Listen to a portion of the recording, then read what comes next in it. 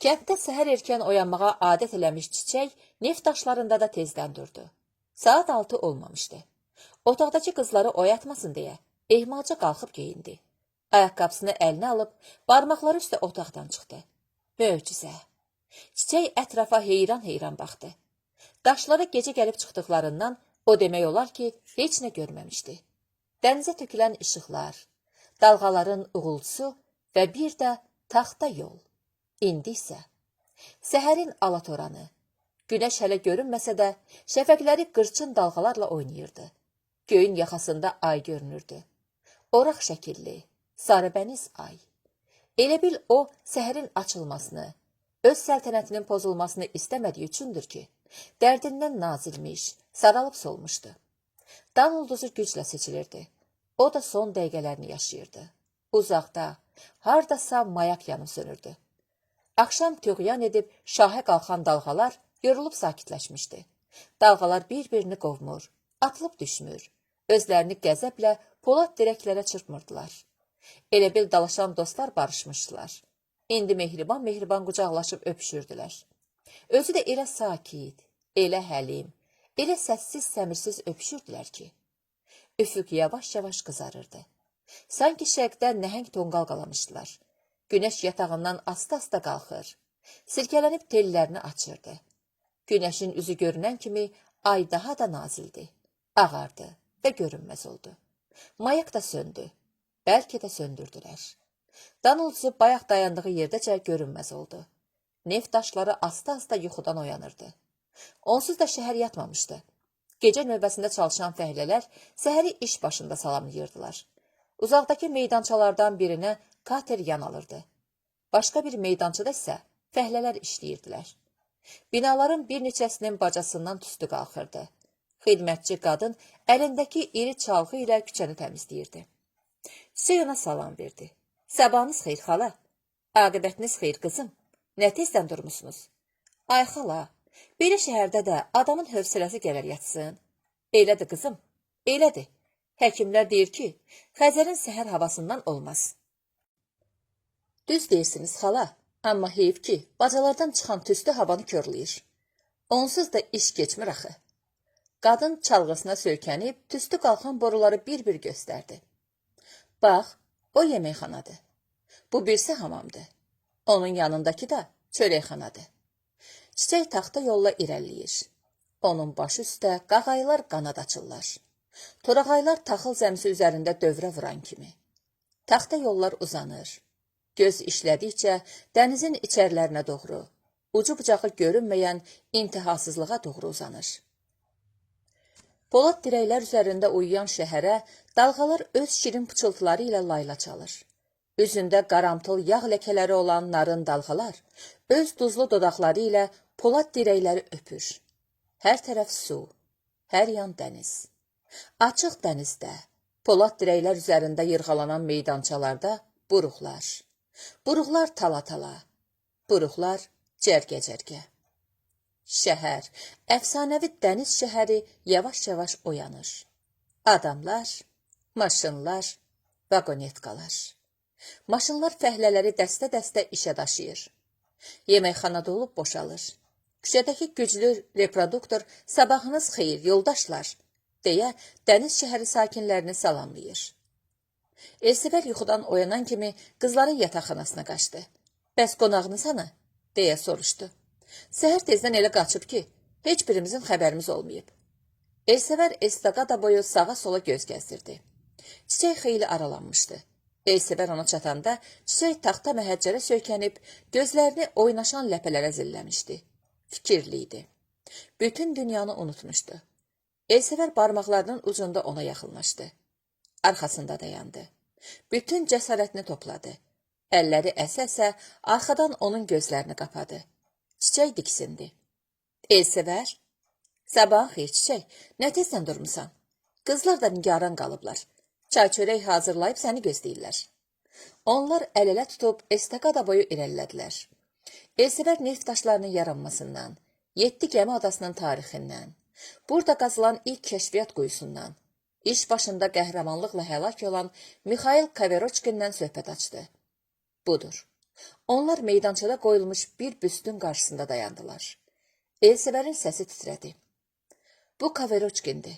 Bilirsənmi çiçək? Dedi. Məni bağışla. Mən hər dəfə Kaveroçkin haqqında danışanda, hətta sadəcə olaraq onu yada salanda həyəcanlanmaya bilmirəm. Təsəvvür edirsinizmi? Xəzri qudurub. Dalğalar dağa dönüb. Onlar seçliyirlər. Meydançaya yan almaq, onları xilas etmək üçün edilən cəhdlər heç bir fayda vermir. Meydança yüyrük kimi yırğalanır. Qəzəbli dalğalar onları dəfələrlə süpürləyib altına alır. Heç bir xilas yolu yoxdur. Bu zaman dalğalar üzərində Kaveroçkinin səsi eşidilir. Əlvida yoldaşlar. Biz iş başında həlak oluruq. Onun səsi indi də qulaqlardadır. Hər dəfə Xəzər coşanda, polad dirəklər üzərindəki şəhər silkələnəndə hamı onu yada salır, hamı onu xatırlayır. Dalğalar daim onun adını pıçıldayır. Dənizdən boylanan günəş hər səhər qızıl telləri ilə ona salam göndərir. Xəzər üzərində cövlan edən qağaylar özlərinin çığırtıları ilə daim onu haraylayırlar. O ölməmişdi. Belə adamlara ölüm yoxdur. O qoca neftçinin gözünün qarşısında, cavan neftçinin ürəyinin hərarətində, qolunun gücündə yaşayır. Çiçək başını qaldırıb həyəcanlı baxışlarını Elsəvərin gözlərinə zillədi. Elsəvər sustu. Çiçək heç nə soruşmadı. Onlar mənalı sükut içərisində xeyli dayandılar. Handan-hana Elsəvər özünə gəldi. Çiçəyin qolundan yapışdı. Gedək çiçək, qızlar gözləyirlər. Onlar hələ də bayaqki hisslərin təsirindən çıxa bilməmişdilər.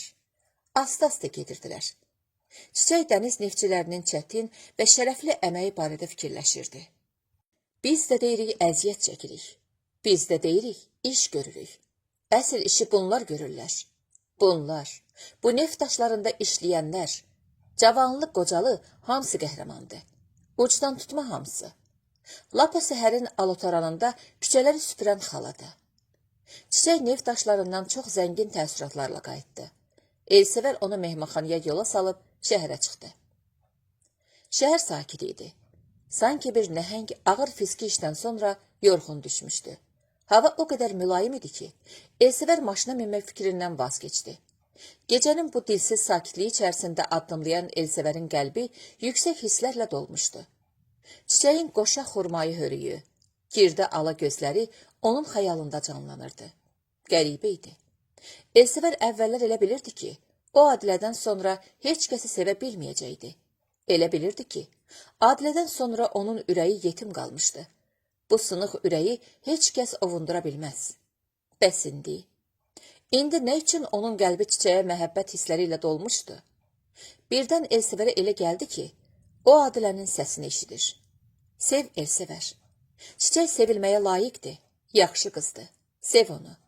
Lap məni sevdiyin qədər sev. Qoy mənə olan məhəbbətin şirin bir xatirəyə, unudulmaz gənclik xatirəsinə çevrilsin. Toyunuza məni çağırmağı unutma. Mən səni çağıra bilmədim. Səbəbin özün bilirsən. İnanıram ki, sən məni çağıracaqsan. Elsəvər ayaq saxlayıb qulaq asdı. Bu onun öz səsi idi. Qəlbinin dərinliklərindən gəlirdi. Bəs çiçək. Görəsən o Elsəvər haqqında nələr düşünür? Bəlkə o da Adilə kimi. Elsəvər başına gələn bu dəhşətli fikirdən diksindi. Qəlbi müəmmalı bir vahimə içərisində çırpınmağa başladı. Fəqət Elsəvər yanılırdı. O bilmirdi ki, Adilə Elsəvər haqqında çiçəyə necə sözlər demiş, onu nə qədər tərifləmişdi. Bilmirdi ki, hər dəfə bu söhbətlər zamanı çiçəyin nəzərində Elsəvər pillə-pillə böyümüş, qarış-qarış ucalmışdı. O bilmirdi ki, Adilənin söhbətləri çiçəyin qəlbində Elsəvərə məhəbbət hisslərinin oyanıb baş qaldırmasına, pöhrələnib qol budaq atmasına səbəb olmuşdu. Elsəvər həmin gecə şirin xəyallar içərisində çarpayıya uzandı. Çiçək haqqında çox fikirləşdi. Qət etdi ki, sabah mütləq ürəyini çiçəyə açacaq.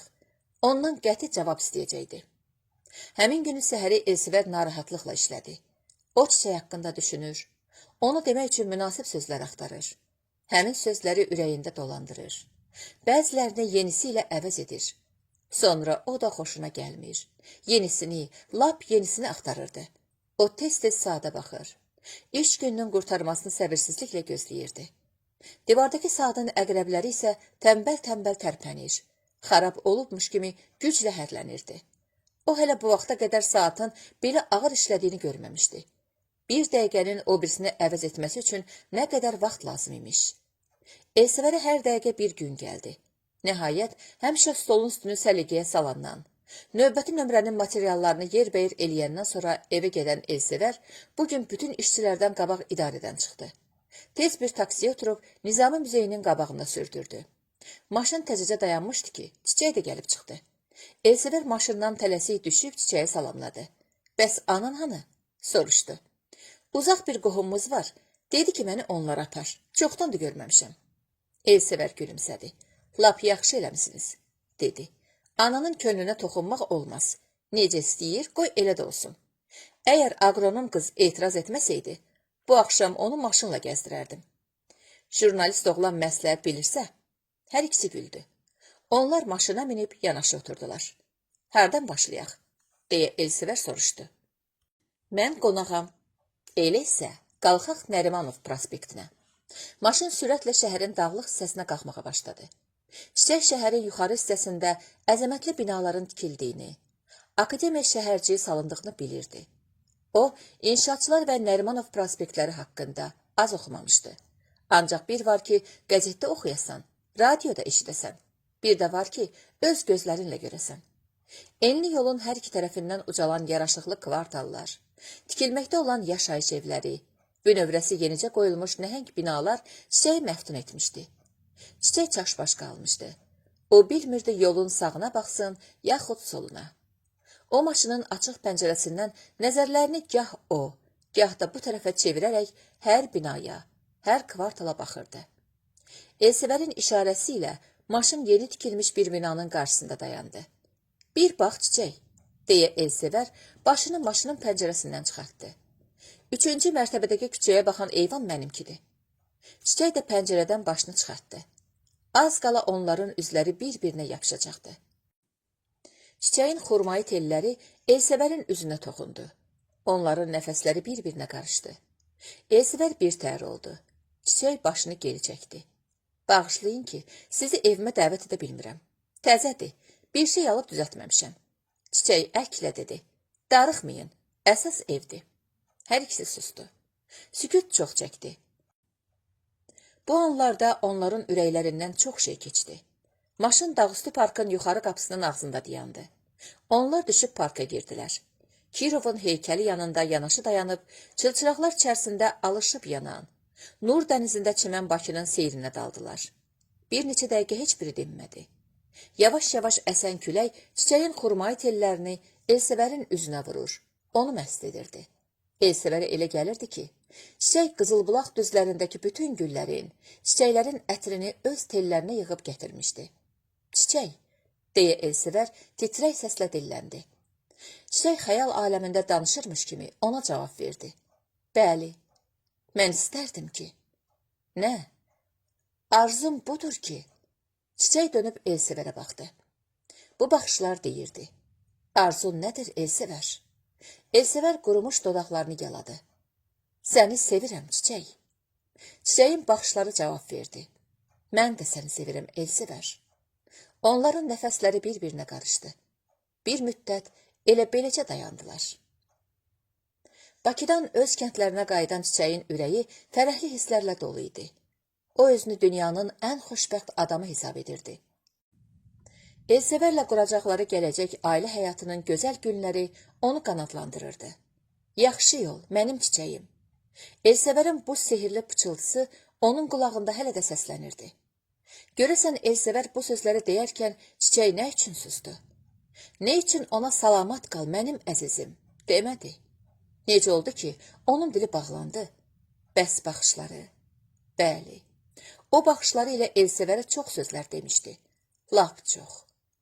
Qatarın Bakıdan xeyli aralanmasına baxmayaraq, Çiçək hələ də gözlərini kupenin pəncərəsindən çəkməmişdi. Sanki o perronda dayanıb əlini yelləyən Elsəvəri alatoran içərisində görür, onun səsini eşidirdi. Yaxşı yol, mənim çiçəyim.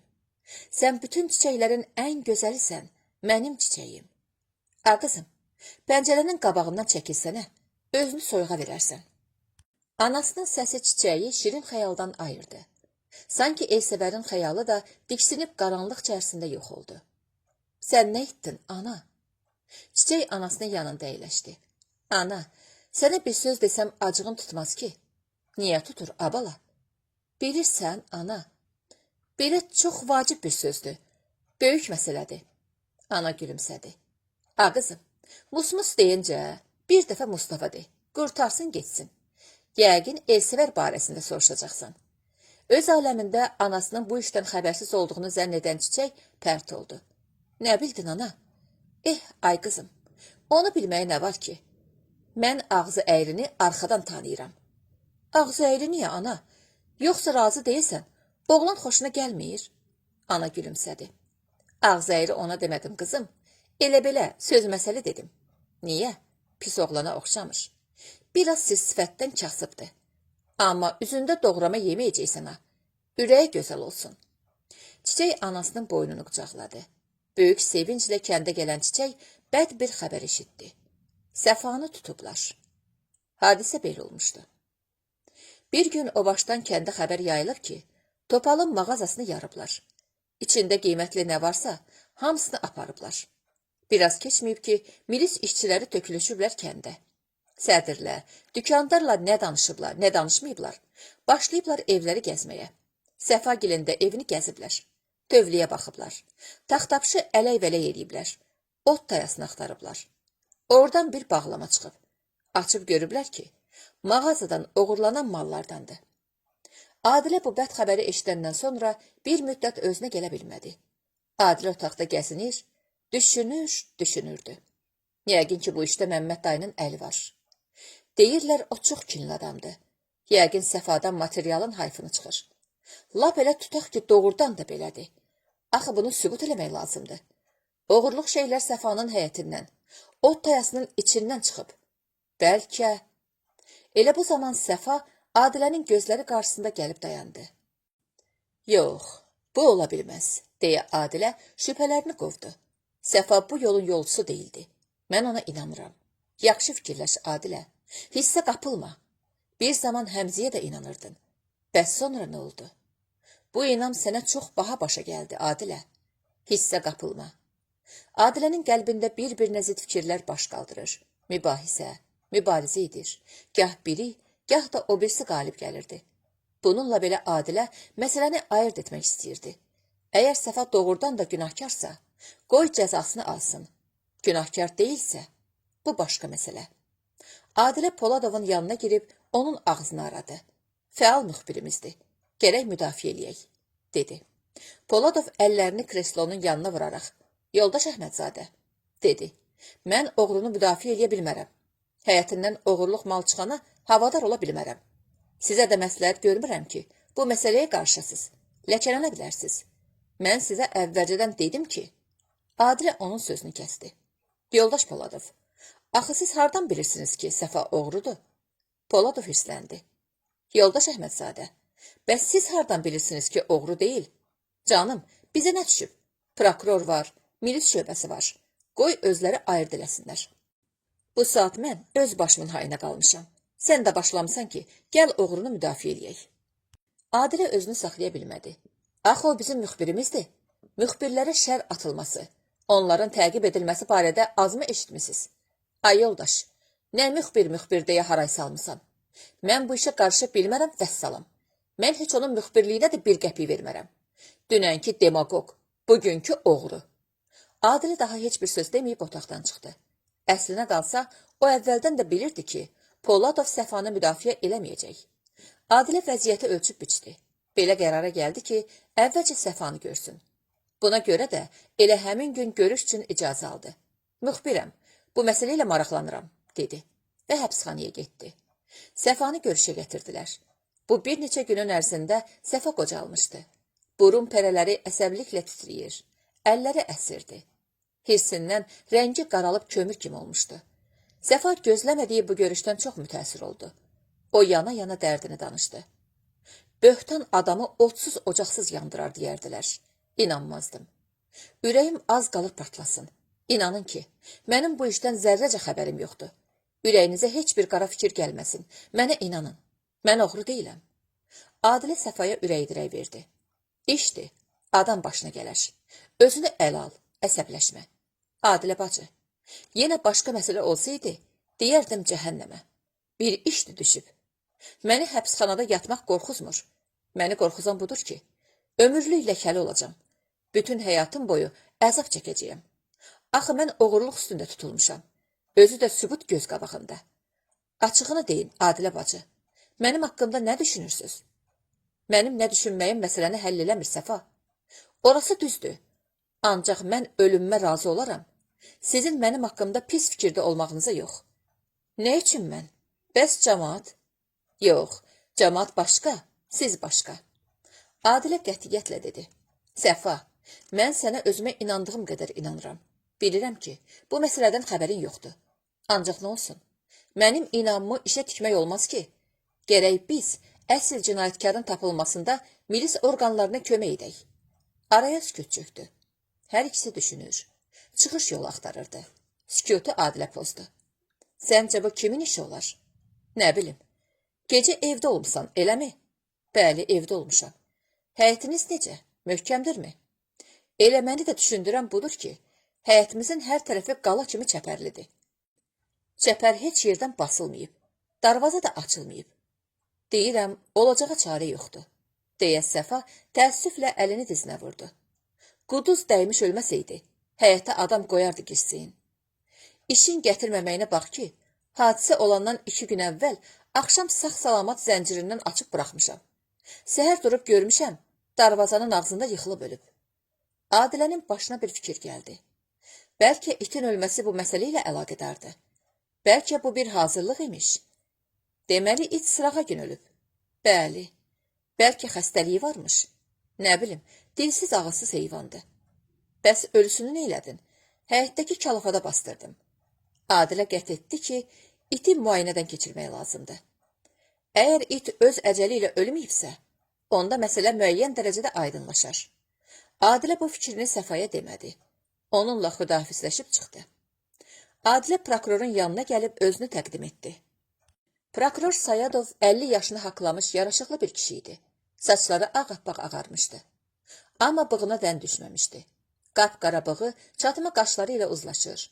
Ona xüsusi yaraşıq verirdi. Sayadov ipək kimi yumşaq saçlarını əli ilə daraqlayıb Adiləyə yer göstərdi. Bura gəlməkdə Adilənin 2 məqsədi var idi. Birinci bu idi ki, prokurorluğa təhqiqata göndərilmiş bir neçə müxbir məktubuna redaksiya hələ də cavab ala bilməmişdi. Adilə bir-bir məktubların tarixini, nömrəsini dedi və xahiş etdi ki, tezliklə bu məktublara cavab hazırlansın. Prokuror öz müavinini yanına çağırtdırdı. Yadınızdan çıxmayıbsa, sizə demişdim ki, redaksiyanın məktublarına cavabı bir də gecikdirməyəsiz. Yaxşı deyil axı. Axırda işi o yerə çatdırırsınız ki, şöbə müdürü özü əziyyət çəkib cavab dalınca gəlir. Doğru buyurursunuz, yoldaş Sayadov, deyə müavin narazı halda əlavə elədi. Amma redaksiyadakı yoldaşlar da gərək bizim vəziyyətimizi nəzərə alsınlar. O qədər işimiz olur ki, belə xırda-xuruş məsələlərlə məşğul olmağa vaxt tapmırıq. Sayadov narazı halda başını buladı. Adilə özünü saxlaya bilmədi. Yoldaş prokuror müavini, siz çox nahaq yerə müxbir məktublarını xırda-xuruş adlandırırsınız. Unutmayın ki, bizim sizə göndərdiyimiz hər kiçik kağız parçasının arxasında canlı insanlar durur. Bizim kimi 50 ayaqlı, başlı gözlü insanlar. Prokuror müavini gözlənilmədən aldığı zərbədən sarsıldı. Bir papros çıxarıb damağını aldı. Cod, qara saçlarına əsəbiliklə əl gəzdirdi. Bilirsinizmi, yoldaş şöbə müdiri, deyə prokuror müavini ona sərt bir cavab vermək istədi. Sayadov onun sözünü kəsdi. Əhmədzadə çox doğru deyir. Elə bədbəxtlik odur ki, bəzi idarələrimizdə vətəndaşların ərizə və şikayətlərinə xırda-xuruş şey kimi baxırlar. Prokurorluq isə belə hallara qarşı mübarizə etmək əvəzinə bu vəziyyətə haqq qazandırır. İstər-istəməz süründürməçilərə havadar çıxır. Mən elə demək istəmədim, yoldaş Sayadov. Sayadov yenə onun sözünü ağzında qoydu. Bugün işin axırına qədər bütün məktublara cavab hazırlayın. Xahiş edirəm, yoldaşlara da tapşırasınız. Redaksiyanın məktublarına etinasız münasibət bəsləmək bizim idarəmizə yaramaz, qətiyyən yaramaz. Prokuror müavini baş üstə deyib çıxdı. Bizə görə başqa qulluğunuz. Sayadov sönmüş qəlyanı stolun üstündən götürüb damağını aldı. Bizim müxbirlərdən birini həbs etmişsiniz. İstəyirdim o barədə bir şey bilim. Hə, o mağazanın yaranı mı deyirsiniz? Canım, o əməlli başlı oğrudur ki. Ondan da müxbir olar. Yoldaş prokuror, siz tamamilə əminsinizmi ki, mağazanı Səfa yarıb? Düzü mən özüm hadisə yerində olmamışam, amma kəndə gedən milis işçiləri buna qəti əmindilər. Bir də faktın üzü çox soyuqdur. Əşya-i dəlil göz qabağındadır.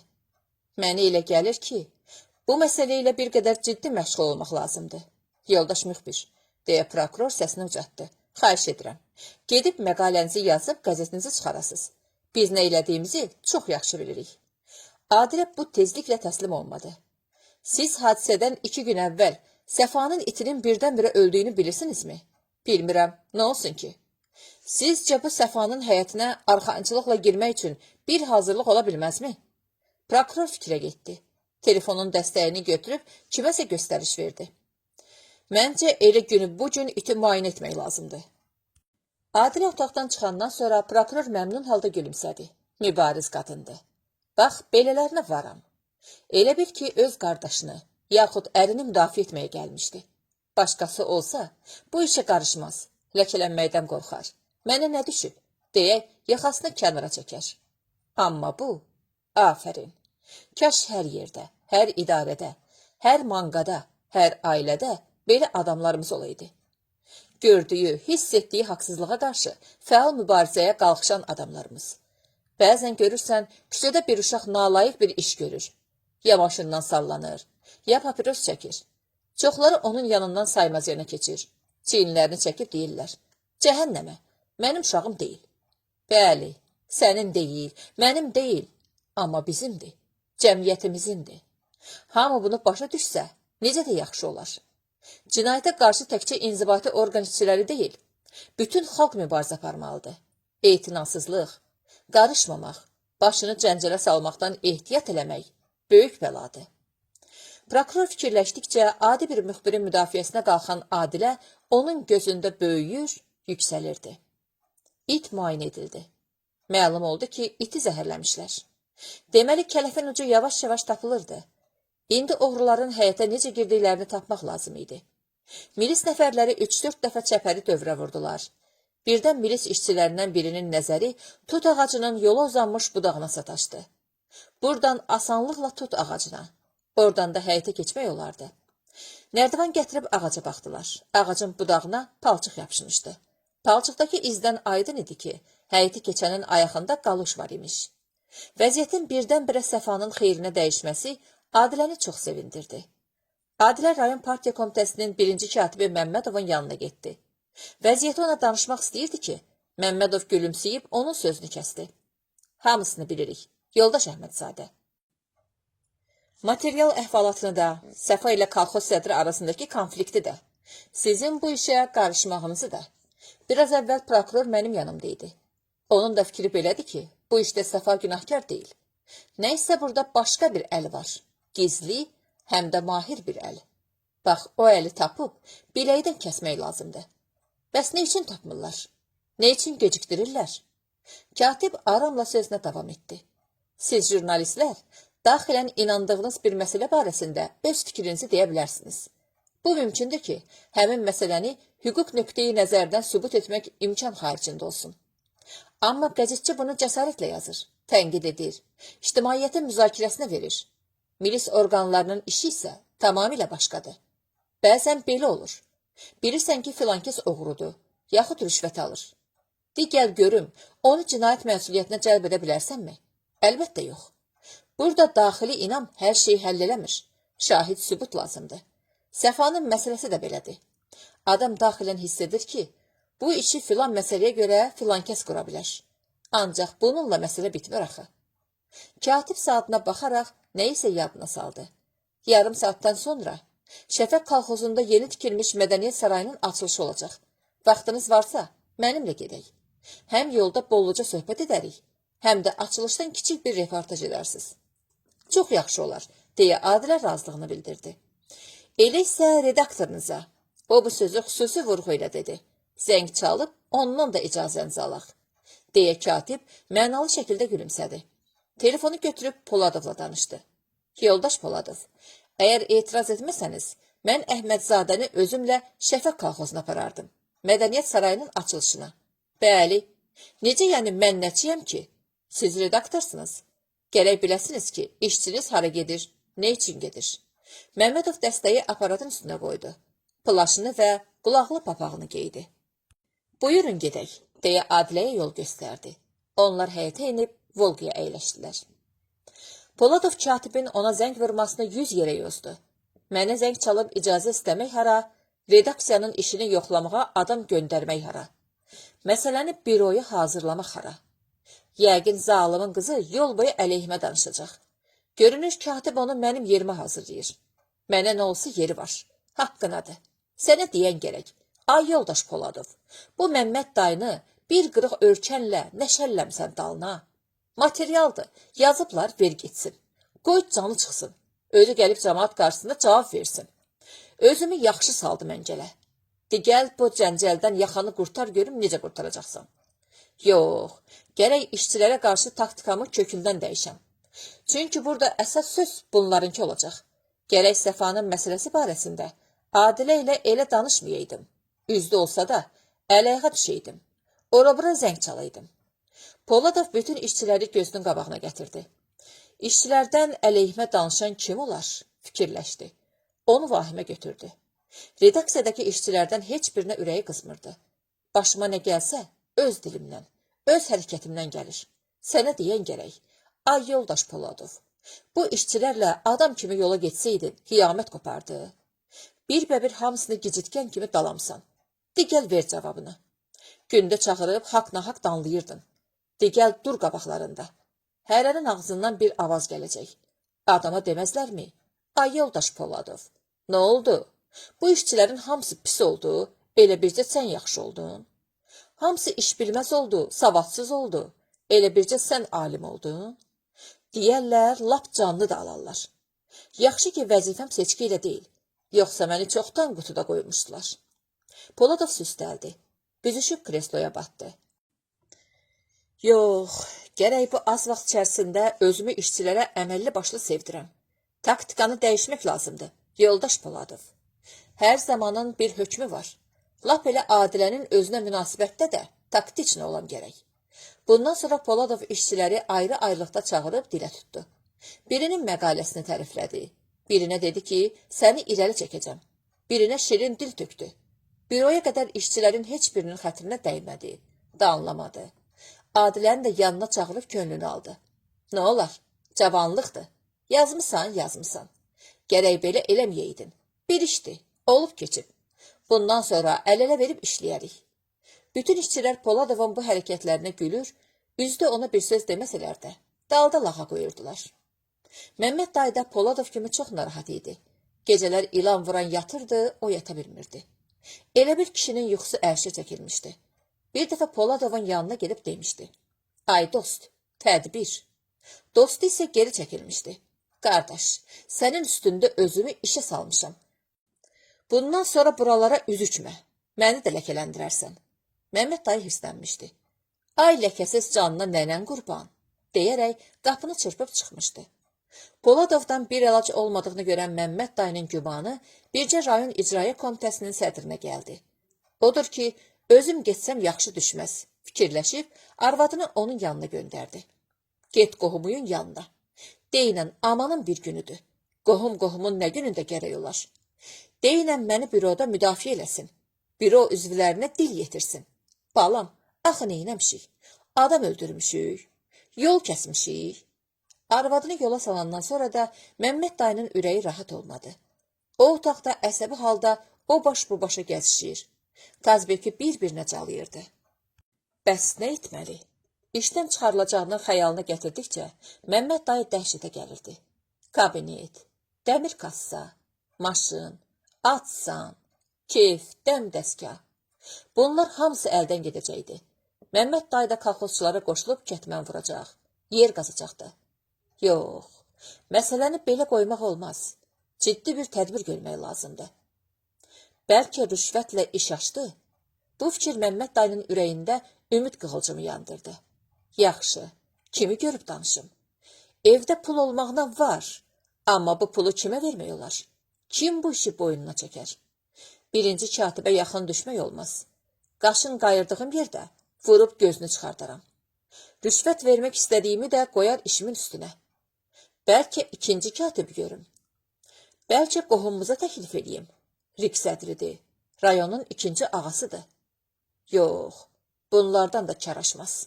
Heç biri pul götürməz. Zalım uşağının elə bil heç ağzı yoxdur.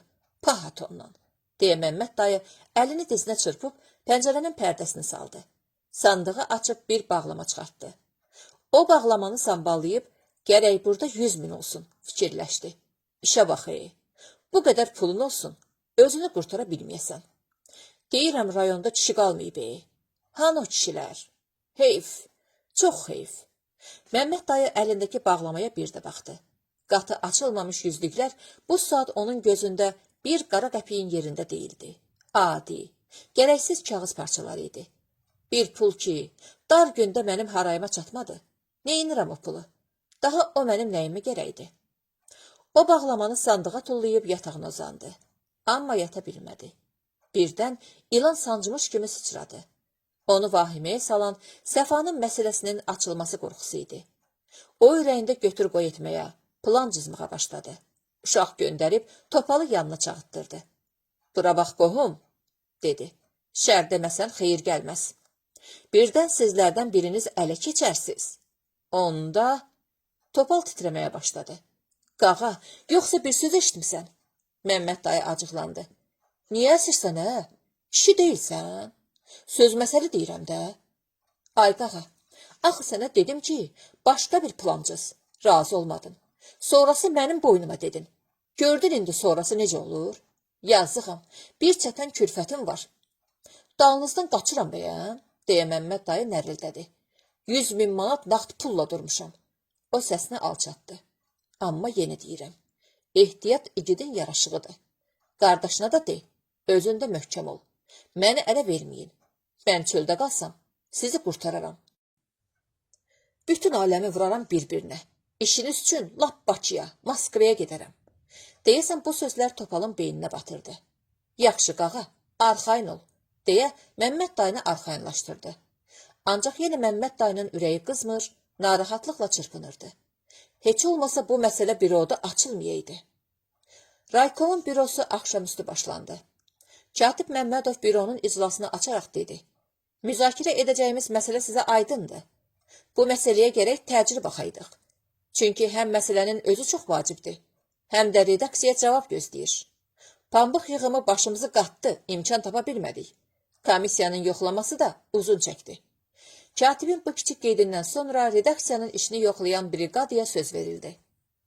Raykomun yoxlama komissiyasının sədri və üzvləri Adilə Əhmədzadənin işini ətraflı təhlil etdilər. Redaksiyanın başqa şöbələrindən danışdılar. Redaktorun fəaliyyətsizliyini, qəzet işini yaxşı bilmədiyini, obyektiv olmadığını, tənqidi boğduğunu konkret faktlarla göstərdilər. Onlar danışdıqca redaktor yerində otura bilmir, qızarıb bozarır. Özünü müdafiə üçün söz axtarır, bəhanə gəzirdi. Yoldaş Poladov, siz buyurun, deyə Raykom katibi ona müraciət etdi. Poladov qalxıb irəli yeridi. Yoldaşlar, mən Adilə Əhmədzadənin bir xasiyyəti üzərində dayanmaq istəyirəm. O da dikbaşlığı və başqalarının işinə qarışmasıdır. Yoldaş Poladov, deyə Məmmədov redaktorun sözünü kəsdi. Biz Əhmədzadənin fəaliyyətini müzakirə etmirik, məqaləni müzakirə edirik. Xahiş edirəm, bu barədə danışasınız. Poladov özünü yığışdırdı. Hə, baş üstə yoldaş Məmmədov, sizi inandırıram ki, deyə üzünü ona tutdu. Katib əli ilə işarə etdi ki, cəmaata müraciət etmək lazımdır. Poladov üzünü büro üzvlərinə çevirdi. Ancaq o, bir-iki dəqiqə bundan əvvəlki Poladov deyildi. Katibin atmacası ona yaman toxunmuşdu. O qurumuş dodaqlarını yalayaraq. Hə yoldaşlar, bir kommunist kimi deməliyəm ki, məqalədə Məmməd dayı haqqında nə yazılıbsa, hamısı doğrudur, dedi. Doğrudan da Məmməd dayının hərəkətləri tənqid edilməyə layiqdir və belə adama kolxoza etibar eləmək olmaz. Bu gözlənilməz zərbə kolxoz sədrini möhkəm tutdu. O diksinib başını qaldırdı və Poladovun cin gözlərinin içinə acıqla baxdı. Bu baxışlar deyirdi. Sən nakişsən. Heyf sənə elədiyim yaxşılıqlar. Burnunun 2 deşiyindən tökülsün. Erkək ətinin kababları, turac plovlar, içdiyim badamlılar. Poladov sədrin baxışlarındakı qəzəbi duydu və gözünü tez yayındırıb üzünü katibə tərəf çevirdi. Qurumuş dodaqlarını bir də yaladı. Sizi inandırıram, yoldaş Məmmədov, deyə yenə ona müraciət etdi. Katib özünü saxlaya bilməyib gülümsədi. Poladov onun gülüşündəki istehsanı başa düşməyib səsini ucatdı. Sizi inandırıram, yoldaş Məmmədov. Mənim haqqımda yazılanların hamısı böhtandır. O deyil, özü ölməyib ha. Üzüm üzünə, gözüm gözünə. Siqnal gələn kimi kabinetimə çağırıb demişəm. Bala, get yoxla. Özü də tez elə ki, növbəti nömrəyə çatsın. Demişəm ya deməmişəm, deyə Poladov Adiləyə tərəf döndü. Bəli, demişsiz. Hə, gördünüzmü yoldaşlar? Eşitdinizmi yoldaş Məmmədov? Yenə o üzünü katibə çevirdi. Siz özünüz bilirsiniz ki, məndə yalan olmaz. Kəndə gedib gələndən sonra soruşdum ki, yoldaş Əhmədzadə, bəs nə oldu? Məqalədən bir soraq çıxmadı ki. Dedi, hələ fikirləşirəm. Yazıb qurtarmamışam. O qurtarmamışam, bu qurtarmamışam. Nəticəsi də belə. Poladov qurumuş dodaqlarını bir də yaladı. Gözünün ucu ilə katibin qabağındakı barjomiyə baxdı. Bir də, mən bu işdə Adiləni o qədər də qınamıram. Cavandır, bir işli görüb. Mən bunu onun cavanlığına bağışlayıram. O deyil, qoy özü desin. Görün məqalə çıxandan sonra ona güldən ağa bir söz demişəm. Düzdür, deməmsiz, deyə Adilə təsdiq etdi. Onun qəlbində vulkan püskürür. Qəzəbindən dişi bağırsağını kəsirdi. Rəngi zəfəran rənginə dönmüşdü. O Poladovun bu qədər dolu gövdəsində belə kiçik, cılız ürək olduğuna təəccüb edir. Onun həyasızlığına acı-acı gülür. Ancaq üzlü özünü sakit göstərməyə çalışırdı. Rayon İcra Komitəsinin sədri söz istədi. O ayağa qalxanda Məmməd dayının gözləri işıqlandı. Poladovdan sonra bunun danışması yaxşı oldu. Yenə nətər olsa qohumdur. Ətimi yesə də sümüyümü çölə atmaz, deyə ürəyində öz-özünə təskinlik verdi. Gözlərini Rik sədrinin gözlərinə zillədi. Hamının nəzəri Rik sədrinə tərəf döndü. Bilməyən yoldaşlar da bilsələr yaxşıdır. Məmməd mənim qohumumdur. Biz bacanağıq. Mən hiss edirəm ki, rayonun bəzi idarə başçıları mənim qohumum olduğuna görə Məmmədin nöqsanlarının üstünü malalamağa çalışmış. Nəticədə ona böyük pislik eləmişlər. Yoldaşlar, açığı budur ki, belə qohumla mən dünəndən əlaqəmi kəsməyə hazıram. Əgər o bizim qohumluğumuzu qiymətləndirsəydi, rayonda hamıdan yaxşı işləyər, özünün də, qohumunun da başını uca eləyərdi. Məqalədəki faktlar tamamilə doğrudur. Biz belə adamlarla, belə qohumlarla elə hesablaşmalıyıq ki, başqalarına da dərs olsun. Təəccübdən Məmməd dayının gözləri kəlləsinə çıxdı. Bu da qohum. Bir gör stolunun üstündə nə yarpaq küməsir. Bir gör vəzifəsindən necə qorxur. Adiləyə söz verildi. O ömründə birinci dəfə idi ki, rayon partiya komitəsinin bürosunda çıxış edirdi. Odur ki, hər sözü ölçüb biçmək, yerli yataqlı danışmaq, hər fikri faktlarla sübut etmək lazım idi. Ancaq Adilə bərk həyəcanlı olduğu halda bunları edə biləcəkdimi? Buyurun, sizi dinləyirik, deyə raykom katibi nüfuz edici nəzərlərini Adiləyə zillədi. Görünür, onun həyəcanlandığını hiss etdiyi üçündür ki, ancaq tələsməyin, sakit, aram-aram danışın, deyə ürək-dirək verdi. Bilirsinizmi? Mən birinci dəfə belə məclisdə danışıram. Bir də bəzi məsələlər məni çox əsəbləşdirmişdir. Odur ki, həyəcanlıyam. Sözlərimdə əgər əskik olsa, gərək bağışlayasınız. Sizi həyəcanlandıran hansı məsələdir, yoldaş Əhmədzadə? Söz atan Poladov idi. Adilə qəti hərəkətlə ona tərəf dönərək, irilmiş gözlərini onun işıltısı güclə sezilən gözlərinə tikdi. Elə biri sizin ikiyüzlülüyünüz və riyakarlığınız. Büro üzvləri arasında bir canlanma əmri gəldi. Katib əlindəki karandaşı aramla 2-3 dəfə stola vurdu. Bu əyləşənlərə sakit olun. Adiləyə isə bir qədər nəzakətli danışsanız yaxşıdır, işarəsi idi. Bəli, sizin ikiyüzlülüyünüz, deyə Adilə bir də təkrar etdi. Mən təsəvvür edə bilmirəm ki, cibində Kommunist Partiyasının şərəfli biletini gəzdirən bir adam belə ikiyüzlü və riyakar olsun. Çox təəssüf. Bəli, çox təəssüf ki, bu həqiqətdir. Adilə nəfəsini dərib sözünə davam etdi. Yoldaş Poladov qıpqırmızı üzümə dirənir ki, güya mən həmin materialı yazıb ona verməmişəm. Bu tamamilə böhtandır. Bunu redaksiyanın bütün işçiləri təsdiq edərlər. Digər tərəfdən, Poladovdan soruşmaq istəyirəm ki, əgər materialı yazıb ona verməmişdimsə, bəs sədri yanına nə üçün çağırmışdı? Bəs qapını bağlayıb, onunla düz 1 saat nə barədə dərdləşirdi? Adilə bir də nəfəsini dərdi. Sonra Səfanın məsələsi. Mənə deyirlər ki, güya mən bu məsələyə qarışmaqda düzgün hərəkət eləməmişəm. Mənsə bu fikirdəyəm ki, hər bir namuslu adamı müdafiə eləmək, onun harayına çatmaq bizim hamımızın müqəddəs vəzifəmizdir. Bəs qəzet öz müxbirini müdafiə etməməlidir. Redaksiya bir ürəksə, müxbir ona qan verən damardır. Əgər bu damara zədə vurularsa, biz necə dayanıb baxa bilərik? Yox, baxa bilmərik və buna bizim ixtiyarımız da yoxdur. Hamı diqqətlə qulaq asır, Adilə həyəcanla nitqinə davam edirdi. Mən bütün məsuliyyətimlə deyirəm ki, bu işdə Səfanın heç bir günahı yoxdur. Əsl cinayətkarları tapmaq lazımdır. Yoldaş Əhmədzadə, deyə prokuror yerindən qalxdı. Mən bu gün büroya gələrkən Səfanın buraxılması haqqında sərəncam verdim. Əsl oğru Topaldı. Onun qardaşı bugün Dağbaşı rayonunda mağazadan oğurlanmış malın bir hissəsini satdığı yerdə ələ keçmişdi. Ekspertiza göstərir ki, Səfanın həyətini keçənsə Topaldı. Adilə sevinç qarışıq həyəcan içərisində danışır, redaktorun üzündəki pərdəni qaldırıb, onu bütün çirkinliyi ilə cəmaat qarşısında göstərirdi. Adilə danışdıqca raykom katibinin qaşqabağı açılır. Ürəyi qürur hissi ilə dolurdu. Elə bil ki, danışan katibin öz qızı, öz bacısı idi. Söz kolxoz sədrinə verildi. O özünü heç cür müdafiə edə bilməyəcəyini başa düşdüyü üçün çıxış yolunu yalnız nöqsanlarını boynuna almaqda gördü. O həm də məsələnin gerisindən qorxurdu. Qorxurdu ki, birdən onun Topalla əlaqəsinə işarə vuran olar. Poladovdan yanıqlı olduğuna görə əvvəl ondan başladı. Yoldaş Poladov çox nahaq yerə Əhmədzadəyə qara yaxır. Adamda gərək vicdan ola ki, haqqını haqqa verməyə. Adamın gərək kişiliyi çata ki, nöqsanını boynuna ala. Poladov Adilənin məqaləsini mənim gözümün qabağında cırıb zibil yeşiyini atdı.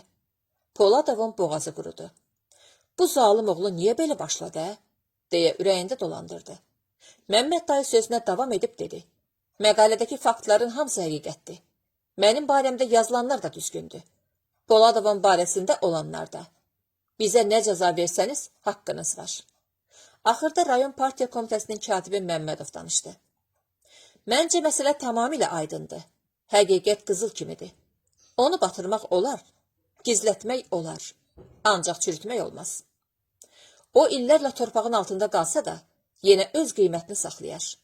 Burada çıxış edən Poladov məsuliyyət hissini itirərək, gənc jurnalistin üzərinə yersiz hücumlar etdi. Həqiqətin üstünü pərdələmək istədi.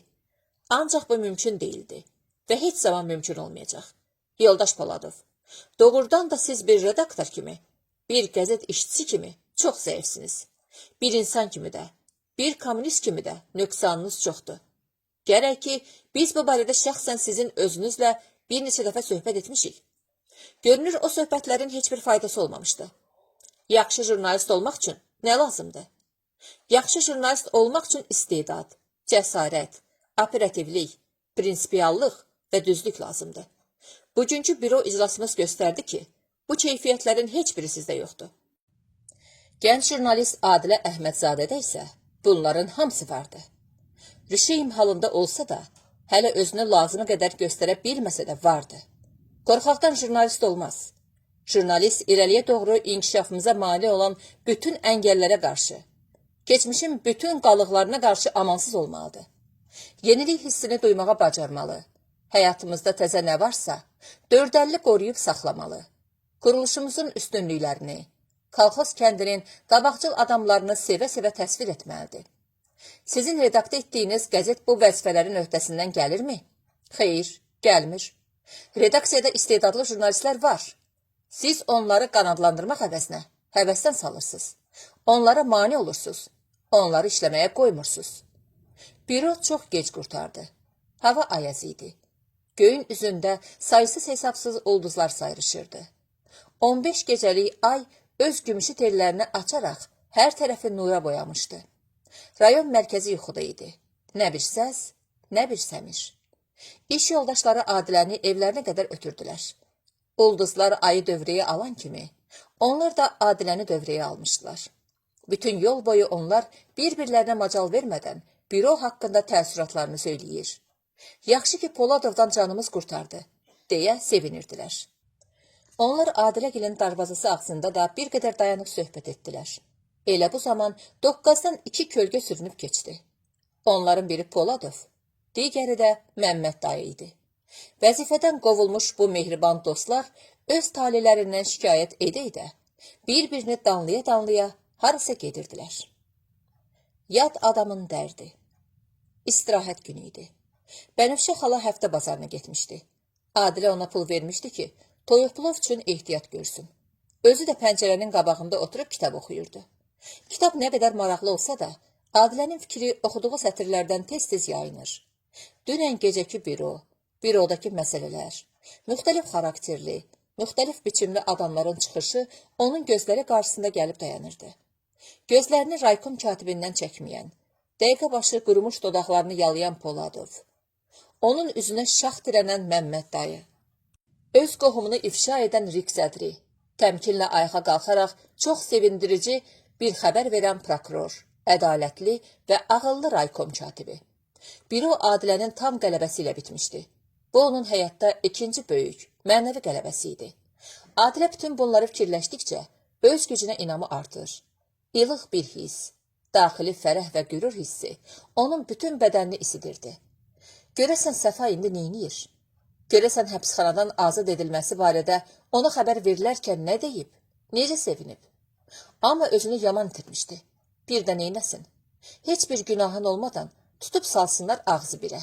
Özün də sübut eləyə bilməyəsən ki, günahkar deyiləm, məni nahaqdan həbs ediblər. Doğrudan adamın başına hava gələr. Nəysə, yaxşı qurtardı. Sağ olsun yaxşı adamları, əsl həqiqəti ortaya çıxartdılar. Yox, hələ hamısı deyil. Katib demişkən, məsələnin kökü dərindir. Belə qurğunu topal heç yatsa yuxusunda da görməz. Yəqin tezliklə məsələlər aydınlaşar. Qapı döyüldü. Adilə fikirdən ayıldı. Gəlin, dedi. Səfa içəri girdi. O həyəcanlı idi. Çox sağ olun, Adilə bacı. Mən gəldim. Mən gəldim ki, sizə təşəkkür eləyim. Siz məni el tənəsindən, dost-daşına töhmətindən, ana bədgümanlığından qurtardınız. Bu sizin böyük qələbəniz oldu, Adilə. Bu təkcə mənim yox, haqq işin qələbəsidir. Sənin qələbəndir, kənd müxbirinin qələbəsidir. Onlar şirin söhbət edərkən Möhsünlə Sərvinaz haykü ilə dəhlizə qalxdılar. Möhsün çiynindəki təpili tıxalı xurcunu yerə qoyub qapını döymək istəyirdi ki, pəncərədən onları görən Adilə özü çölə çıxdı. Xoş gəlmisiniz, səfa gətirmisiniz. Adilə onları içəri dəvət etdi. Möhsün, tələsirik Adilə bacı, dedi, oturmayacaq. Həftə bazarına gəlmişdik, biraz xamxırt almağa, xeyir işimiz olacaq. Sərvinazın yanağı allandı. O Möhsünün ətəyindən çəkdi. Yavaşcadan qulağına pıçıldadı. Adə, abır həyən olsun, biz biabır eləmə. Möhsün zarafata saldı. Niyə çim deyirsən ağız? 3 gündür məni keçər eləmsən ki, gərək mütləq Adilə bacını çağıraq. Adilə özünü gülməkdən güclə saxlayaraq Möhsünə müraciətlə. Hə, bir də görək nə məsələdir, soruşdu. Möhsün ciddi və rəsmi bir görkəm aldı. Bilirsən nə var, yoldaş Əhmədzadə? Gəlmişik sizi. Sərvinaz yenə onun ətəyindən dartdı. Qulağını pıçıldadı. Adə, niyə qışqırırsan? Sonra üzünü Adiləyə tutdu. Adilə bacı, bir bəri dur. Sərvinaz qızara-qızara Adilənin qulağına nəsə pıçıldadı. Adilə sevinclə onu bağrına bastı. Lap gözəl, çox yaxşı. İndidən təbrik eləyirəm. Çox sağ olun ki, məni yaddan çıxarmamsınız. Möhsün irəli yeridi. Bəs siz Möhsünü nə hesab eləmişsiniz, yoldaş Əhmədzadə? Möhsün ömründə bir dəfə toy eləsin. Onda da sizi çağırmasın. Elə də iş olar. Onlar deyə gülə içərdən çıxmaq istəyirdilər ki, İldırım Qartal qapını hövluna ki açdı. Onun qoltuğunda bir dəstə qəzet var idi. Dayanın, deyə amiranə sürətdə əlini yuxarı qaldırdı. Bu gün Qartalın göylərdə cövlan edən günüdür. Səbəbini bilmək istəsəniz, onda gərək hərənizə bir qəzet paylayam. Bu 1, bu 2. Bu 3, bu 4. Qalanları da qalsın özümə. Səfa gülə-gülə İldırımı sancdı. İldırım, paştaryan olmusan nədir? İldırım pərt oldu. Çox sağ olun, yoldaş Səfa, çox sağ olun. Qarğıdaçılıq manqasının başçısı, gənc şair İldırım Qartalı. Baştalyon elədiyiniz üçün çox sağ olun. Sizdən çox razıyam. Elə isə açın əlinizdəki qəzetlərin 4-cü səhifəsini. Tarla gözəli şeirini gördünüz? Hədi, yaxşı-yaxşı oxuyun. Görün papaq atda necə oğullar var. Adilə sevinclə İldırımın əlini sıxdı. Səni təbrik edirəm, İldırım. Ürəkdən şadam. İldırım narazılıqla. İnciyərəm Adilə bacı.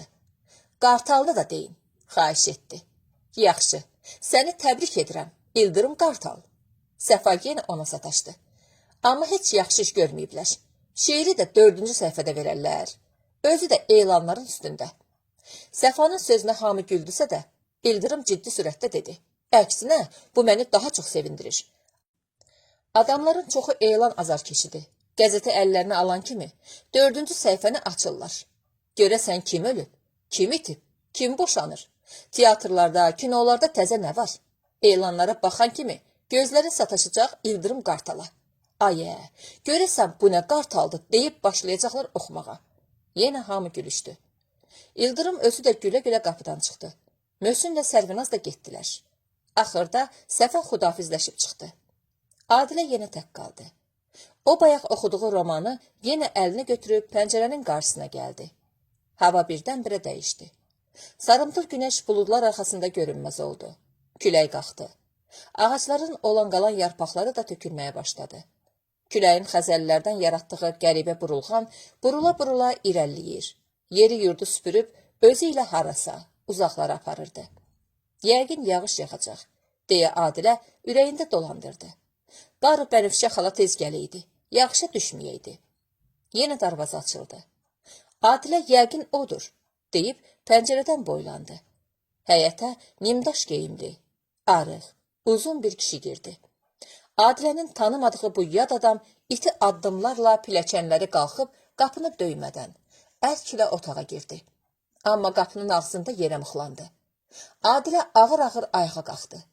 Onların baxışları qarşılaşdı. Yad adam birdən çılğın hərəkətlə irəli atıldı. Onun ürəyindən odlu bir nida qopdu. Adilə! Adilənin əlləri titrədi. Kitab yerə düşdü. Ürəyindən dəhşətli bir ağrı keçdi. Heç bir şey görməsin deyə əlləri ilə gözlərini qapadı. Gələn Həmzə idi. Adilə onunla bir daha qarşılaşmaq, bir daha görüşmək istəmirdi. Həmzə qəhərlənmiş halda Adiləyə baxır. Ürəyi sözlə dolu olsa da, danışmağa iqtidarı çatmırdı. Birdən sanki Həmzəni silkələyib ayıltdılar. O irəli yeriyib Adiləni bağrına basmaq, oxşamaq istədi. Bir addım atdı. Ancaq Adilənin od saçan baxışları qarşısında sarsıldı. Güclə eşidiləcək bir səslə yalvarmağa başladı. Məni bağışla Adilə, məni bağışla. İnanırdım ki, sən məni atmayacaqsan. İnanırdım ki, sən yenə öz evimizə qayıdacaqsan. Əslinə baxsan, bizim evimiz buradır Adilə. Adilə hərəkətsiz halda gözlərini bir nöqtəyə zilləmişdi. Sanki o, bir anın içərisində quruyub heykələ dönmüşdü. Heç bir şey eşitmir, heç nə duymurdu. O yavaş-yavaş özünə gəldi, fikirlərini cəmlədi. Həmzə necə də arıqlamış, necə də dəyişilmişdi. Gözləri çuxurlanmış, saçları ağarmış, alnındakı qırışların sayı artmışdı. Adilənin ona yazığı gəldi. Bir zamanlar ədası yerə göyə sığmayan, qadın nədir ki, ona da yalvarasan? Arvad ki evdən küsüb getdi, daha ondan arvad olmaz, deyə qürrələnən Həmzə indi özü Adilənin əl-ayağına düşərək yalvarırdı. Tez, lap elə bu dəqiqə buradan çıxıb getmək lazımdır. Bu fikir Adilənin beynindən bir ildırım sürəti ilə keçdi. O özünü güclə ələ alıb qəddini düzəltdi. Qapıya tərəf getdi. Həmzə titrək səslə inlədi. Hara belə Adilə? Adilə dinmədi. Qapıdan çıxmaq istəyirdi ki, Həmzə qolundan yapışıb onu getməyə qoymadı. Adilə kəskin hərəkətlə geri döndü. Bırax Həmzə. Adilə bu sözləri elə qəti dedi ki, Həmzənin gözlərinin içinə elə qəzəblə baxdı ki, Həmzə əlini onun qolundan çəkməyə məcbur oldu. Adilə darvazaya yaxınlaşarkən Həmzə bir də onun qabağına keçdi. Adilə yenə eyni baxışlarla Həmzəni süzərək, "Keç yoldan Həmzə," dedi. "Gərək sən heç əvvəldən mənim yolumun üstünə çıxmayaydın." "Adilə, ax sən niyə belə eləyirsən? 5 dəqiqə dayan. Sənə bir-iki kəlmə sözüm var." Adilə əsəbliklə, "Həmzə, əziyyət çəkmə," dedi. "Nəinki 5 dəqiqə, heç 5 saniyə də səni eşidə bilmərəm. Bəsdir, mən səni çox eşitdim. Sözlərinə çox qulaq astım. Hamısının nəticəsini gördüm." "Adilə, axı, bizim həyat yolumuz başqa-başqadır Həmzə. Biz tamamilə yad adamlarmışıq. Təəssüf ki, mənim kör gözlərim bunu əvvəldən görməmişdi. Ancaq indi də gec deyil. Elə demə Adilə, söz verirəm ki..." "Həmzə, mənə sənin söz verməyin lazım deyil. Anana söz ver ki, ona həqiqi oğul olacaqsan. Kiprikləri ilə od götürmüş, beşiyin başında yuxusuz gecələr keçirmiş anana. Bir adam ki, öz doğma anasının qədrini bilmədi, daha o yad qızının qədrini hardan biləcək?" Adiləni od götürmüşdü. O danışmır, ittiham edirdi. "Həmzə, heç utanırsanmı? Sənin kimi oğlun anası da bir parça çörək dərdi çəkərmi? Yazıq arvad həyasından heç kəsə demək istəmir ki, oğlum var, jurnalist oğlum. 50 ayaqlı, gözlü qaşlı oğlum." Elə bu zaman bazardan qayıdan Bənövşə xala qəribə bir mənzərə qarşısında quruyub qaldı. Adilə acıqlı-acıqlı danışır. Uca boy, arıq bir adam da başını aşağı salıb ayağı ilə yerişir. "Görəsən bu kişi kimdir? Adilə niyə belə qəzəblidir? Bunlara nə olmuşdu?" deyə ürəyində bir anlıq dolandıran Bənövşə xala Adilədən soruşdu. "Nə olub qızım?" Adilə Bənövşə xalanı görüb susdu. Arıq kişi başını qaldırıb, "Ana," deyə inlədi. Bənövşə xalanın dodaqları əsdi. "Oğul." Onlar qucaqlaşdılar. Adilə darvazadan çıxdı. Əvvəllər oğlunun belinə qolu dolanmayan Bənövşə xala indi göy damarları çıxmış əllərini çataqlayaraq onu bərk qucaqlamışdı. "Oğlum, kaş ananın gözləri kör olaydı. Səni bu halətdə görməyəydi. Bu nə gündür düşmüsən bala? Səni bu hala kim salıb?" Həmzənin qəlbindən odlu bir inilti qopdu. "Özüm." Ancaq bu söz onun dodaqlarında quruyub qaldı. Bənövşə xala yan yörəsinə boylanaraq, "Bəs Adilə hanı?" deyə soruşdu. Həmzənin qəhərli səsi eşidildi. "O getdi, ana." "Hara getdi? Mən onu bu saat qaytararam. Yəqin səni tanımayıb. Yoxsa xətrinə dəyən bir söz dedin?" "Heç bir söz demədim, ana." Bənövşə xala doqqazı sürətlə burulub gözdən etən Adilənin dalınca qaçmaq istədi. "Mənasızdır, ana. O bir daha geri qayıtmayacaqdı," deyə Həmzə yenə inildədi. "Mən onu həmişəlik itirdim." Bənövşə xala çaşbaş qalmışdı. "Ax o kimdir ki, sən onu həmişəlik itirəsən?" Həmzə acı-acı güldü. "Bilmirsən kimdir?" "Bilirəm, niyə bilmirəm? Redaksiyada işləyir, bir yerdə oluruq. Elə mehriban baladır ki." Həmzə hiss etdi ki, anasının məsələdən xəbəri yoxdur. "Xeyr, bilmirsən ana. Bilmirsən ki, o sənin gəlinindir." Elə bil Bənövşə xalana ildırım vurdu. "Gəlinim? Deməli ayrılmısınız? Deməli, ah bədbəxt canım, görəcəkli günlərim varmış."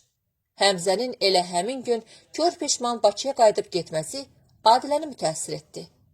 O başını əlləri arasına alaraq xeyli düşündü. Öz-özü ilə danışdı. Qəlbinin səsini dinlədi. Hərəkətlərini ölçüb biçdi. "Yaxşı elədimmi? Əlbəttə yaxşı elədim. Bəlkə başqa yol? Yox, bu mümkün deyildi. Elə yaxşı oldu çıxıb getdi. Mən ki onu ürəyimdən əbədilik çıxarıb atmışam. Bəs elə isə bu təlaş nədir? Niyə qəlbim narahatlıqla çırpınır? Ürəyimdə məhəbbəti olmayan yad bir adam üçün bu qədər narahat olmağa dəyərmi? Yad bir adam kimi gəlmişdi. Elə də çıxıb getdi. Vəssalam. Daha bunu dərd eləmək, bu barədə fikirləşmək nə üçün? Necə? Yad adam? Doğrudanmı Həmzə yaddı? Doğrudanmı bizim aramızdakı körpü həmişəlik yanmışdı? Bəs necə? Buna şübhəm var? Yoxsa tərəddüd edirsən? Yoxsa tərəddüd? Nə üçün tərəddüd? Bilmirəm bu fikirlər hardan gəlib başıma doldu. Bilmirəm bu Həmzə niyə gəlib çıxdı. Ayrılmışdıq. qurtarıb getmişdi. Məni bağışla Adilə. İnanırdım ki, sən məni atmayacaqsan. İnanırdın? Nə üçün? Hardan bilirdin ki, mən səni atmayacam? Doğrudan qəribədir. Elə bil ki, Həmzə ilə qarşılaşanda ürəyimdən bütün mərhəmət, şəfqət hisslərini qovub çıxartdılar. Görəsən necə oldu ki, yumşalmadım? Həmzənin yalvarışları məni ipək kələfinə döndərmədi. Yazıq yaman günə düşüb. Adilənin qəlbi üşüdü. Fikirlərin üzücü pəncəsindən xilas olmaq üçün həyətə endi. Bağçaya düşdü. Tut ağacına söykənib dayandı. Tutun əlçi kimi cığır-cığır olan iri sarımtıl yarpaqları fırlana-fırlana yerə düşürdü. Ağacın şif zoğlarından biri Adilənin nəzərini cəlb elədi. Bu şif cavan zoğda yalnız bircə yarpaq qalmışdı. Adiləyə elə gəldi ki, o yarpaq tək qaldığı üçün üşüyür. Küləyə güclə tab gətirir. İndi olmasa da, birazdan qopub düşəcəkdi. Adilə dərindən ah çəkdi. Mənim də ürəyimə qəribə fikirlər gəlir. Yarpaqdır, indi tökülər. Baharda yenə göyərər. Kaş insanlar da belə olaydı. Payızda, qışda solsa da, yazda yenidən çiçəkləyib yarpaq açıydı. Bəs elə deyil. Bəs insan özündən sonra övlad qoyub getmir. Övlad. Tellərinə qırmızı bant bağlamış tutuq bir qız. Yaxud məktəbli forması geymiş, belinə tarım tokka çəkmiş bir oğlan. Gözəldir, deyilmi? Nə üçün bizim övladımız olmadı? Yəqin uşaq olsaydı, biz bir-birimizi... Yox, bir gör nələr düşünürəm. Elə-belə yaxşıdır. Əl-ayağa dolaşan yoxdur. Bəlkə... bu bəlkələr. Bu nə üçünlər məni lap zinhara gətirdi. Görürsən Bənövşə xala necədir? Yaxşı eləmədim. Gərək Həmzə gedən kimi qaydaydım onun yanına. Bir əydirək verəydim. İndi onun təsəlliyə, şirin sözə o qədər ehtiyacı var ki. Elə bu zaman paçtalyon həyətə girdi. Əhmədzadə sizsiniz? Bakıdan telegram var. Əvvəlki adresinizə gətirmişdim. Bənövşə xala dedi ki, orada olmursunuz. Telegramı xəstəxanadan vurmuşdular. Adilə telegramı oxuyub burnunun ucuna qədər ağardı. Telegramda Həmzənin maşın altda qaldığı xəbəri verilirdi. Adilənin başına belə bir fikir gəldi. Bəlkə də artıq o yoxdur. Yəqin belədir. Telegramda çox zaman bəd xəbəri yazmırlar axı. O darvazadan cəld çıxıb Bənövşə xalanın yanına yüyürdü. Axşamüstü idi. Bənövşə xala fikirli halda eyvanda dayanmışdı. Adiləni həyətdə görən kimi elə bil üstünə gün doğdu. Nə yaxşı gəldin qızım. Vallah bir də səni buraxmayacağım. Adilə özünü şən göstərməyə çalışırdı. Ancaq diqqətlə fikir verən olsaydı, onun gözlərindəki həyəcan və nigarançılığı duyardı. Daha bir də səni tək qoymayacağım, xala. Bənövşə xala titrək səslə. Qızım, mənim ağıllı gəlinim, deyib onu bağrına bastı. Yazıq arvadın sevinci yerə göyə sığmırdı. O bu anlar özünü necə də xoşbəxt hesab edirdi. Elə bil ki, bütün dünyanı ona bağışlamışdılar. Qızım, Həmziyə də tel vurarıq, gələr, yaxşı mı? Adilə hıçqırmaqdan özünü güclə saxlayaraq, yaxşı xala, deyib onu bir də qucaqladı. Elə hərarətlə, elə məhəbbətlə qucaqladı ki, ana sevinirdi. Adilənin qəlbindən isə qara qanlar axırdı. O bilmirdi məsələni necə atsın, necə desin ki, Həmzə maşın altında qalıb. Anaya belə bir xəbəri verməkdən dəhşətli nə ola bilərdi? Özü də gözünün ağı qarası bircə övladı olan anaya. Xeyr, o bunu deyə bilməzdi və deməyəcəkdi. Bəs nə etməli? İnsana bədbəxt hadisə üz vermişdi. Səni köməyə çağırır. Sənsə dayanıb baxırsan. Yox, belə olmaz.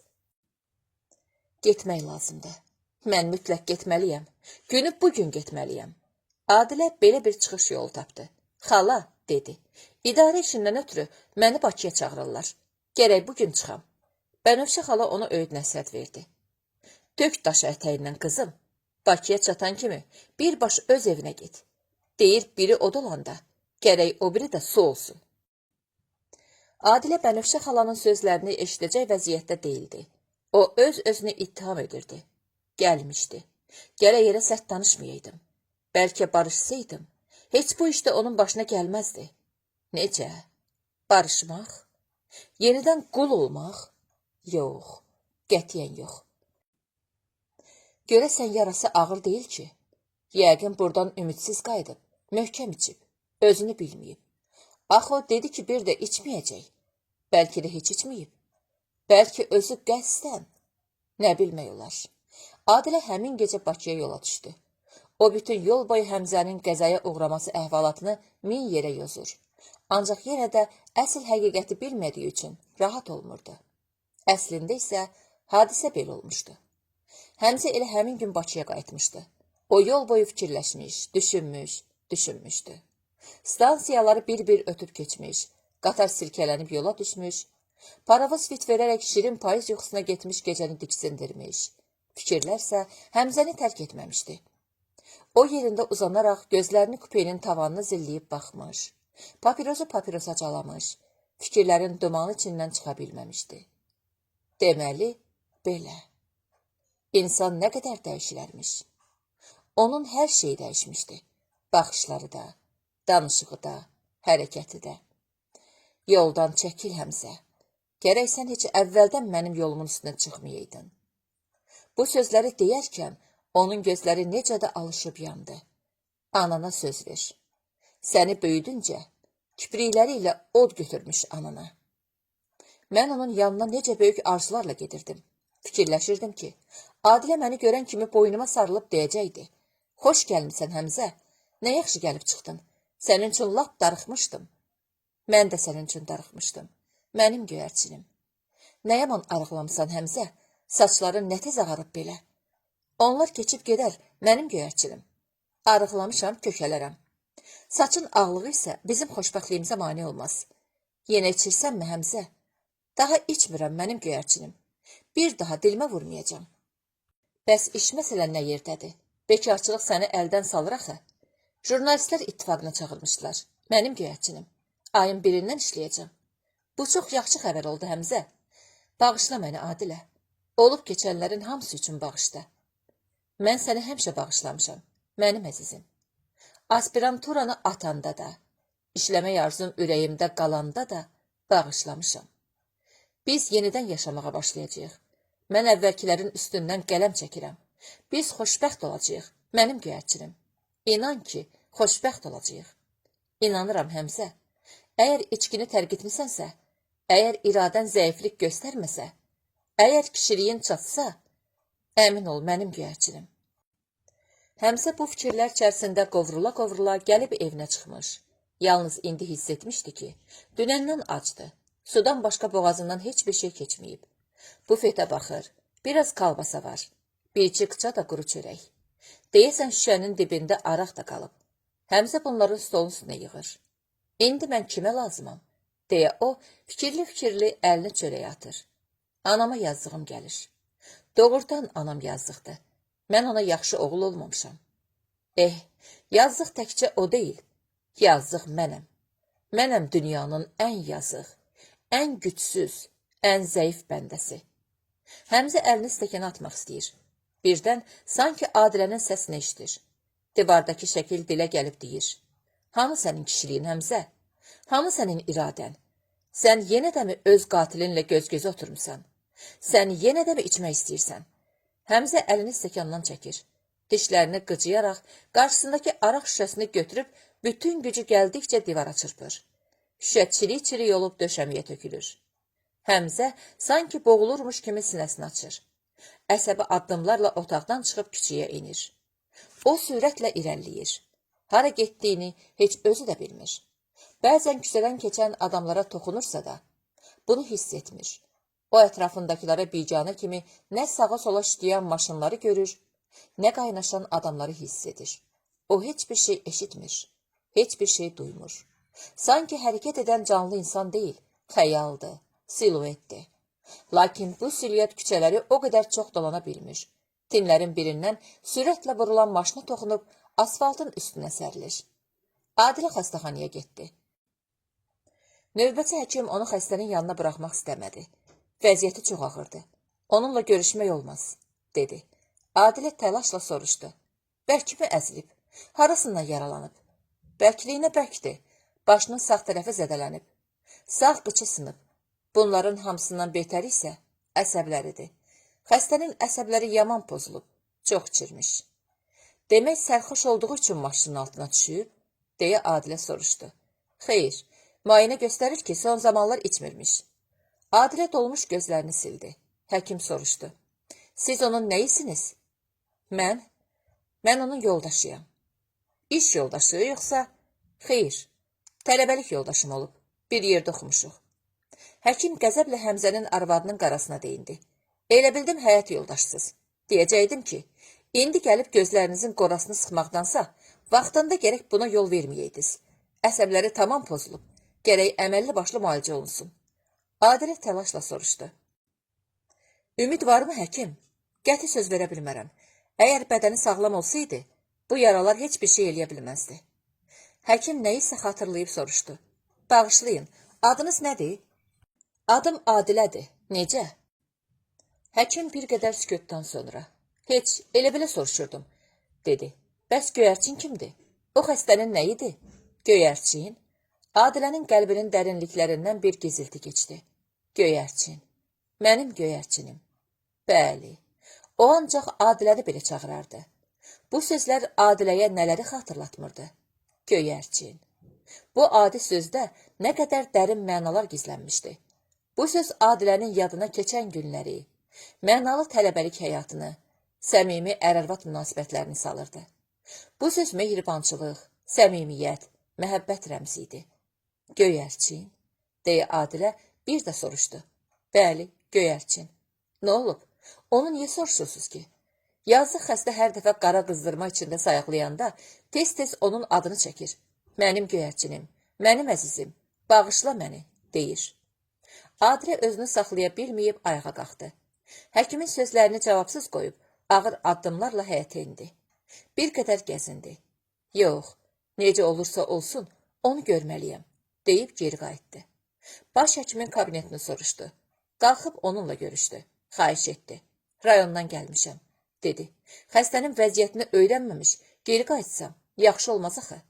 Axır ki, baş həkim yumşaldı. Hayküy salmamaq şərti ilə 5 dəqiqə icazə verirəm. Adiləni Həmzənin yatdığı otağa buraxdılar. Kiçik, ancaq işıqlı otaqda pəncərə qabağındakı çarpayıda Həmzə yatmışdı. Otaqda başqa xəstə qalmırdı. Adilə əvvəl sürətlə Həmzənin çarpayısına tərəf getdi. Bir neçə addım atandan sonra dayandı. Elə bil ki, onu tutub saxladılar. Baxdı. Özünü ələ alıb irəli gəldi. Çarpayının yanındakı stulda oturdu. Əvvəllər bütün çarpayını tutan Həmzə, indi arıq, uzun bir uşaq kimi çarpayının ortasında qalmışdı. Başı sarıqlı idi. Rəngində bir damla qan qalmamışdı. Ağır-ağır nəfəs alırdı. Adilə əlini onun alnına qoydu. Xəstə od içində yanırdı. Adilə yavaş-yavaş onun alnını sığalladı. Xəstənin göz qapaqları titrədi. Sonra ehmal-ehmal açıldı. Bir də yumuldu. Bir də açıldı. Onun dodağına təbəssüm qondu. Güclə eşidirəcək bir səslə inlədi. Sən. Adilədən səs çıxmadı. O dolmuş gözlərini yana döndərdi. Xəstə yenə inlədi. Mənim göyərçinim, gəlmisən? Adilə hönkürməməkdən özünü güclə saxladı. O gözlərini Həmzənin çuxura düşmüş gözlərinə zilləyib baxır. İri yaş damlaları yanaqlarını isladırdı. Ağlama, gözlərinin yaşını sil. Evimizə getmişdin. Adilə başını buladı. Dur, evimizə get. Mən evimizə gələcəyəm. Burada yox, öz evimizdə. Sənin qolların üstündə can vermək istəyirəm. Adilə əlini onun ağzına apardı. Elə demə Həmzə. Həkimlər deyirlər ki, sağalacaqsan. Lap tez sağalacaqsan. Deyə Həmzə ümidsiz halda başını yırğaladı. Anam bilir? Yox, bilmir. Bilməsə yaxşıdır. Həmzənin gözləri yenə yumuldu. Adilə xəstəxanadan çıxıb yolunu bazardan saldı. Mağazalara dəydi. Xeyli şey alıb Şükufəgilə getdi. Ancaq onu evdə tapa bilmədi. Şükufə Moskvaya, elmi ezamiyyətə getmişdi. Adilə bir zamanlar yaşadığı binaya çatdı. Asta-asta 5-ci mərtəbəyə qalxdı. Qapını açıb otağa girdi. Otaq ona suyu sovrulmuş dəyirmanı xatırlatdı. Hər yanı toz içində. Bulaşıq qablar mətbəxdə bir-birinin üstünə qalanmışdı. Stolun üstündə çörək qırıntıları vardı. Yerə şüşə tökülmüşdü. Divar zədələnmişdi. Adilə otaqları təmizlədi. Pəncərələri açdı. Öz şəklini divardan endirib tozunu sildi. Bir də mətbəxə keçdi. Qazı yandırıb çaynik üstünə qoydu. Eyvana çıxdı. Şəhərə baxdı. İstilər düşəndə Həmzə ilə o, bəzən həmin bu eyvanda oturub çay içər. Gecə yarısına qədər söhbət edərdilər. Yenə yataq otağına qayıtdı. Nəzərləri qoşa çarpayıya zillənib qaldı. Evdə hər şey Adiləyə doğma idi. Budur, şifonir. Adilə açıb baxdı. Bomboş idi.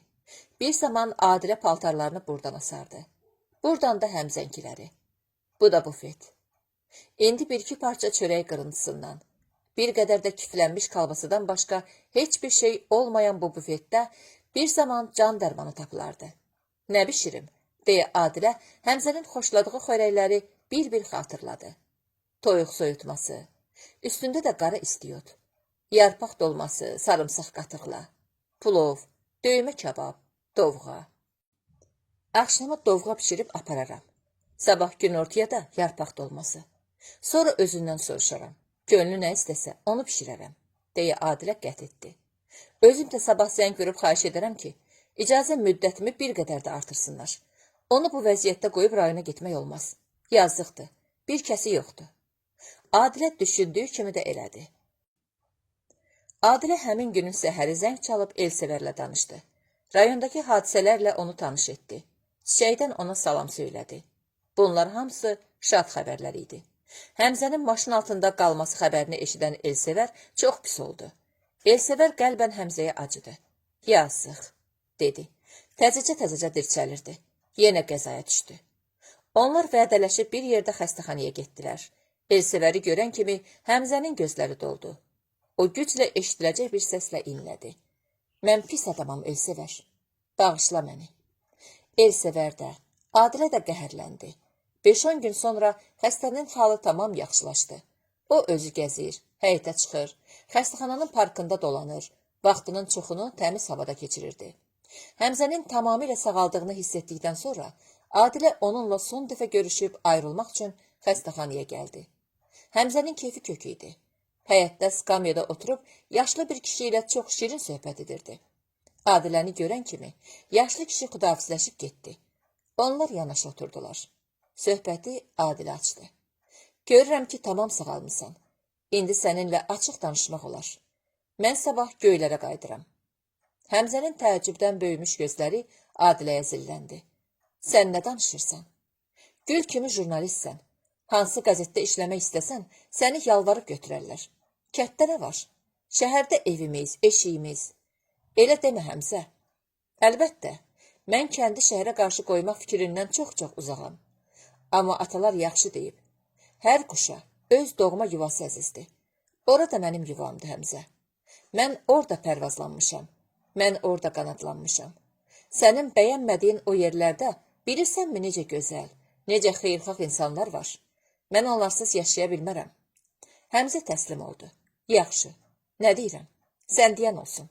Gedirsən get. Mən də xəstəxanadan çıxan kimi gələrəm. Rayon yeri olanda nə olar? Baş-başa verib dolanarıq.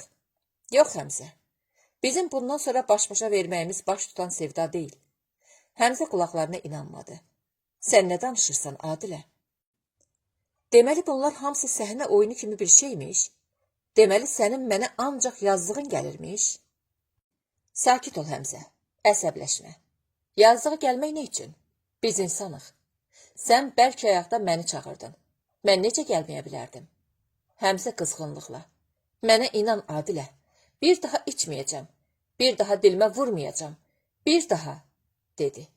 Həmzə sözünün dalını gətirə bilmədi. İnanıram Həmzə. İnanıram ki, içkini atmısan. Amma məsələ bunda deyil. Məsələ yalnız içkidə. Bəzi təsadüfi əyləncələrdə olsaydı, mən bəlkə də səni bağışlaya bilərdim. Amma bizim aramızda bunlardan da dəhşətli bir münasibət olmuşdu. Bunlardan da dəhşətli? Başa düşə bilmirəm. Bəli, bunlardan da dəhşətli.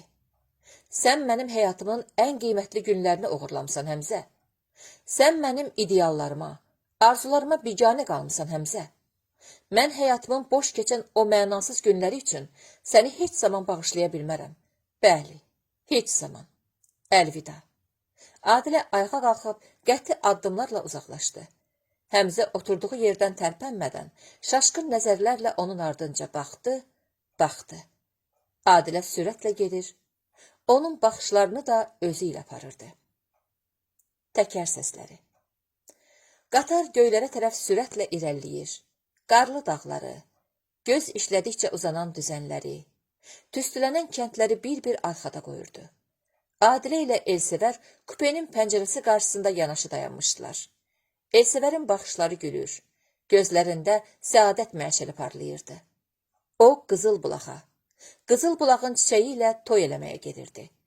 Adilə öz tələbəlik dostunun səadətinə ürəkdən sevinir. Öz sevincini onun sevincinə qatırdı. Onlar təbiətin bir-birindən gözəl lövhələrini məftunluqla seyr edir. Hərdən də baxışlarını bir-birinə zilləyərək mənalı şəkildə gülümsəyirdilər. Adilənin baxışlarının dərinliklərindəki incə kədər pərdəsi get-gedə açılır, aydınlaşır, silinib gedirdi. Bir-birinə zillənən baxışlar dil açıb danışır. Çox şey, lap çox şey deyirdi. Xeyr, danışan yalnız baxışlar deyildi, ürəklər də danışırdı. Bir də qatarın təkərləri, sürətlə irəliyə doğru aparan təkərlər. Bu təkərlər öz sirli dodaqları ilə xətlərə nəsə pıçıldayır, qurtarmaq, susmaq bilmirdi. Kim bilir, bəlkə onlar bizim Adilənin qəribə taleyi haqqındakı bu hekayəti danışırdı. 1956-1959-cu illər.